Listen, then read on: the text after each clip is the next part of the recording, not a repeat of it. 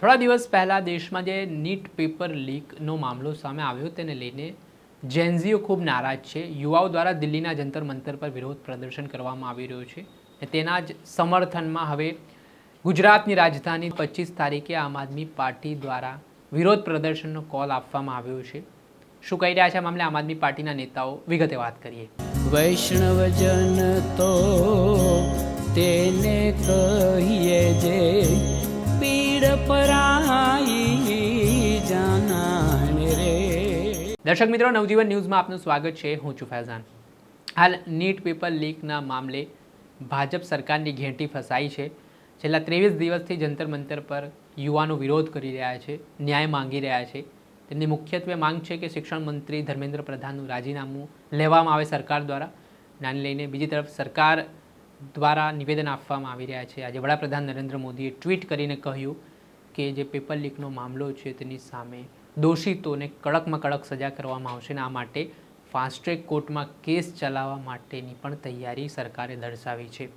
જો કે જે પરિસ્થિતિ દેશમાં હવે નિર્માણ થઈ છે, સમગ્ર દેશભરમાં અલગ અલગ રાજ્યોમાં, જિલ્લાઓમાં યુવાનો છે તે વિરોધ પર ઉતર્યા છે, સરકાર સામે ભારે નારાજગી દર્શાવી રહ્યા છે.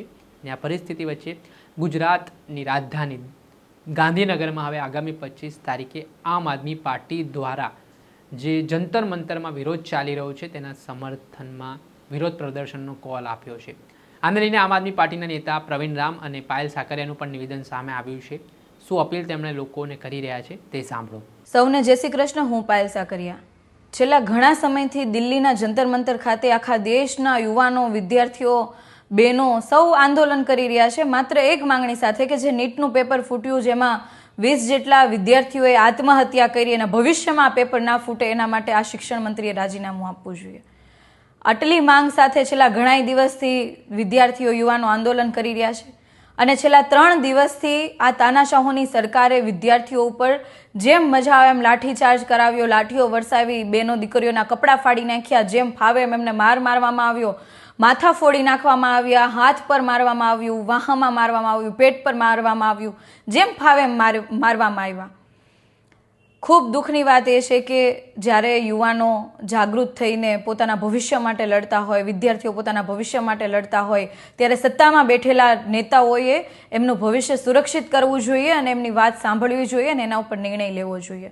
પરંતુ આ તાનાશાહોથી એ થઈ શકતું નથી. અને આ તમામ વિદ્યાર્થીઓને લડાઈને વધુ મજબૂત કરવા માટે 25 તારીખે ગાંધીનગર સત્યાગ્રહ છાવણી ખાતે આંદોલન શરૂ થવા જઈ રહ્યું છે. હું પણ ત્યાં આંદોલન પર જઈ રહી છું અને તમામ ગુજરાતના લોકોને કહેવા માંગુ છું કે આપણો ગુજરાતનો ઇતિહાસ જ્યારે અન્યાય સામે બોલવાનું થયું છે, જ્યારે અત્યાચાર સામે બોલવાનું થયું છે, ત્યારે આપણે સૌ ખમીરવંતી ગુજરાતીઓ આગળ રહ્યા છીએ.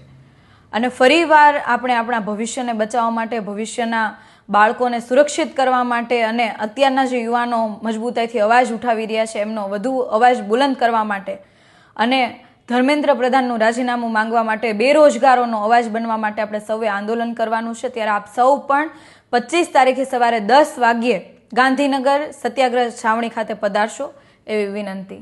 જય હિન્દ. નમસ્કાર મિત્રો. તાજેતરમાં સમગ્ર દેશના યુવાનોએ પેપર લીકની ઘટનાને લઈને જે જંતર મંતર ઉપર આંદોલન શરૂ કર્યું છે અને આ આંદોલનના માધ્યમથી સરકારને પણ કડક સંદેશ આપ્યો છે. ધર્મેન્દ્ર પ્રધાનના રાજીનામાની માંગ સાથે ચાલતું આ આંદોલનની અંદર આ દેશના યુવાનો ઉપર અત્યાચાર થયો, એની ઉપર લાઠીઓ વરસાવવામાં આવી, પોલીસ વર્દી વિનાના લોકોએ, ગુંડાઓએ આ દેશના યુવાનો ઉપર લાઠી વરસાવી, આ દેશની દીકરીઓ ઉપર અત્યાચાર થયો, અનેકના માથા ફૂટ્યા, અનેકને ઈજા થઈ, છતાં પણ આ દેશનો યુવાન પોતાની માંગ સાથે અડગ રહ્યો અને આંદોલનની અંદર સતત યથાવત રહ્યો. આ બહુ મોટી વાત છે. આ જમાનાની અંદર આવી બધી પરિસ્થિતિઓનો સામનો કરીને પણ સતત અડગ રહેવું એ બહુ મોટી વાત છે. ત્યારે હું એ દેશના યુવાનોને બધાને અભિનંદન પાઠવું છું, આભાર વ્યક્ત કરું છું. પરંતુ મહત્વની વાત એ છે કે દિલ્હીની અંદર તો દેશના યુવાનોએ ભેગા થઈ અને પોતાની પીડા બતાવી, પોતાની વેદના બતાવીને હજુ પણ ત્યાં આંદોલન ચાલુ છે. પણ કદાચ મારું તો એવું માનવું છે કે દેશ કરતાં પણ આપણા દેશ કરતાં પણ સૌથી વધારે જો પેપર લીકની અંદર કોઈ રેકોર્ડ બનાવ્યો હોય તો એ ગુજરાતમાં બન્યો છે. ગુજરાતમાં લગભગ કોઈ પરીક્ષા બાકી નહીં હોય કે જેનું પેપર લીક ન થયું હોય, પેપરમાં કૌભાંડ ન આવ્યું હોય. એના માટે અમે અનેકવાર લડ્યા છે. હું વર્ષોથી પેપર ફૂટવાની ઘટનાઓને લઈને ગુજરાતના યુવાનો માટે લડતો આવ્યો છું. આપણે બધા લડીએ છીએ, પણ જે દિલ્હી જંતર મંતરની જે લડાઈ છે એ લડાઈ અત્યારે એને મજબૂત કરવા માટે, એને સમર્થન આપવા માટે ગુજરાતના યુવાનોએ બહાર નીકળવું જોઈએ. ગુજરાતના યુવાનોએ પણ અહીંયાની જે પીડા છે એને સરકાર સુધી પહોંચાડવા માટે બહાર નીકળવું જોઈએ. અને એટલા માટે હું ગુજરાતના યુવાનોને અપીલ કરું છું કે આજે એટલે કે 23 તારીખે જેટલી પણ કોલેજો છે ત્યાં તમામ યુવાનો કાળી પટ્ટી પહેરી અને કોલેજની અંદર જાય અને વિરોધ દર્શાવે અને જે કોક્રોચિસ આંદોલન દિલ્હી ચાલી રહ્યું છે એની શરૂઆત ગુજરાતમાં પણ કરે. એના સમર્થનમાં આજે તમામ યુવાનો જે છે એ કાળી પટ્ટી પહેરી અને તમામ લોકો કોલેજમાં જાય એવી તમામ યુવાનોને હું અપીલ કરું છું.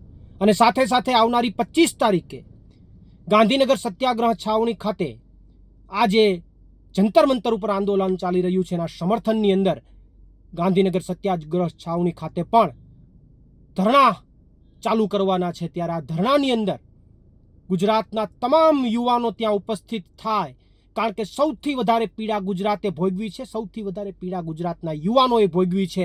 અહીંયા એક પણ પેપર સુરક્ષિત લેવાયું નથી.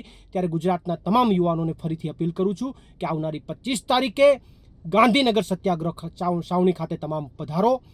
ચાલો ગાંધીનગર, ચાલો ગાંધીનગર. આભાર આપનો પ્રવીણ રામ.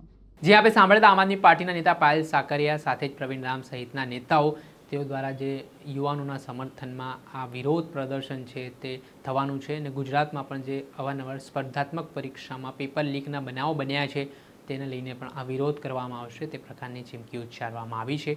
જોવાનું રહ્યું કે સત્યાગ્રહ છાવણી ખાતેનો આ જે કોલ છે તેને મંજૂરી સરકાર આપે છે કે કેમ.